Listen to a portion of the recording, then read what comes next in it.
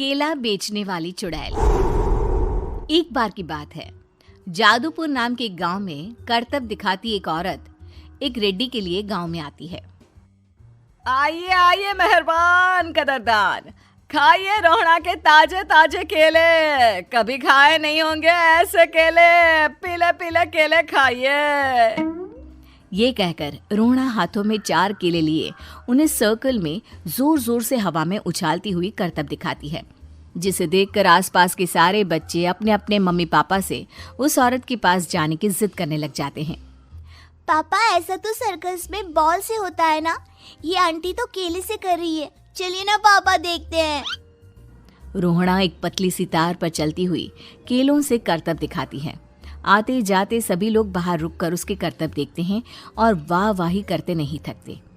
जैसे ही एक आदमी पास आकर उसे पैसे देने लग जाता है, तब वो कहती है, अरे नहीं नहीं साहब, मैं करतब तो बच्चों के मन को बहलाने के लिए करती हूँ। धंधा तो मेरा केले का है।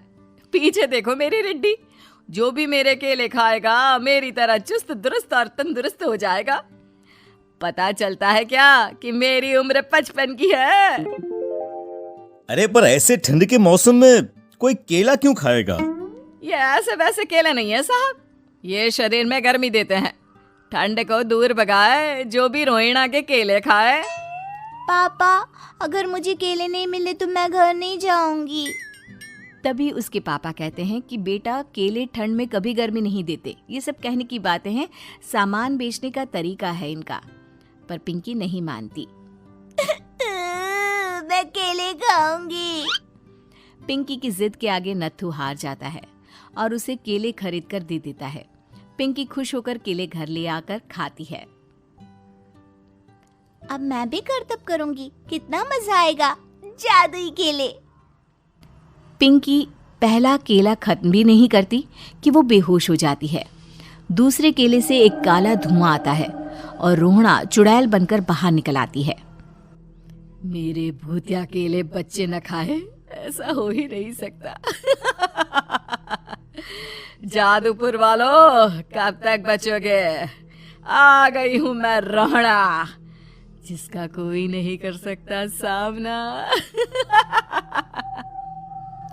रोहड़ा पिंकी को गोद में उठाकर काले धुएं में कहीं गायब हो जाती है।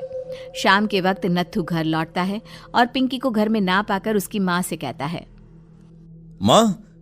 माँ पिंकी कहाँ है? अरे बेटा, उसे तो तू सुबह करतब दिखाने ले गया था ना, फिर कहाँ वापस आए तुम दोनों? मुझे लगा तू उसे अपने साथ मंडी ले गया होगा। हे भगवान, मेरी बच्ची कहाँ गई?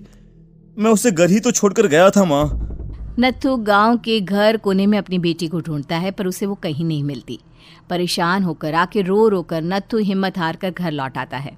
अगली सुबह रोहड़ा फिर से करतब दिखाने आती है और इस बार पिंकी की तरह रोनी केले खरीद लेता है। 50 रुपए दिए थे पापा ने, सारे पैसों की मैंने केले खरीद लिए हैं। अब मैं भी आंटी की तरह ही करतबबाज बन जाऊंगा। यही सोचते हुए रोनी केले खाता है और पहला अकेला केला आधा खत्म भी नहीं करता कि चुड़ैल उसके सामने आ जाती है। मेरे साथ चलने का समय आ गया है रोनी। ये तो बस शुरुआत है। अब इस गांव के सारे बच्चे धीरे धीरे मेरे कब्जे में होंगे, एक बच्चा भी नहीं बचेगा। ये कहकर रोना रोनी को गोद में लेकर काले धुएं में अदृश्य हो जाती है। इसके बाद हर रोज गांव में से कोई ना कोई बच्चा गायब होता, पर ऐसा क्यों हो रहा है किसी को भी समझ में नहीं आ पा रहा था। रोज की तरह अपनी बेटी पिंकी की तलाश में नत्थू गांव के एक तालाब के पास बैठा रो रहा था। कहाँ गई मेरी पिंकी? शकुंतला के जाने के बाद एक वही तो मेरा सहारा थी। अरे उसकी आत्मा कोस रही होगी मुझे कि मैं अपनी बच्ची को संभाल भी नहीं पाया। नत्थू ये कहता हुआ रो ही रहा था कि तभी तालाब में से उसे शकुंतला की आवाज सुनाई देती है। कहाँ थी तुम शकुंतला? हमारी बच्ची और सारे गायब हुए बच्चे रोहड़ा के कब्जे में हैं। वो बच्चों को जो केले देती है उससे बच्चे बेहोश हो जाते हैं और उसके कब्जे में आ जाते हैं और वो उन्हें ले जाकर काली दुनिया में ले जाती है। पर वो ऐसा क्यों कर रही है? ये मैं नहीं जानती, पर उस दुनिया का रास्ता मैं आपको बता सकती हूँ। जहां ये नदी खत्म होती है वहां एक केले का पेड़ है, उसके नीचे एक दरवाजा है, वहीं से रास्ता जाता है उस दुनिया का। ये कहकर शकुंतला की आत्मा गायब हो जाती है। गांव के सभी लोग झुंड बनाकर उसी रास्ते से काली दुनिया में चले जाते हैं और वहां देखते हैं कि सारे बच्चे वहां काम कर रहे थे। पापा मुझे ले चलो यहाँ से। पापा पापा। सभी बच्चे अपने मम्मी पापा से लिपट जाते हैं। तो तुम लोग यहाँ तक आ गए? क्यों हमारे बच्चों को पकड़ लिया तूने?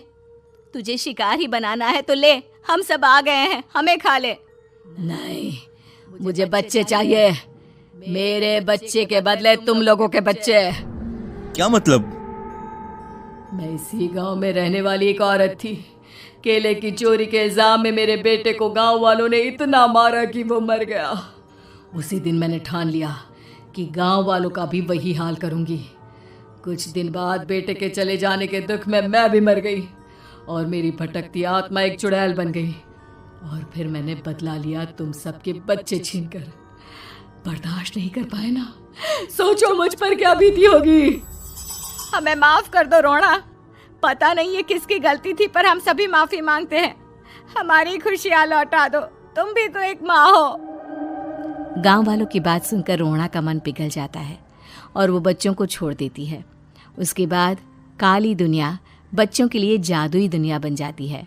अब कोई भी कभी भी वहां आ जा सकता था।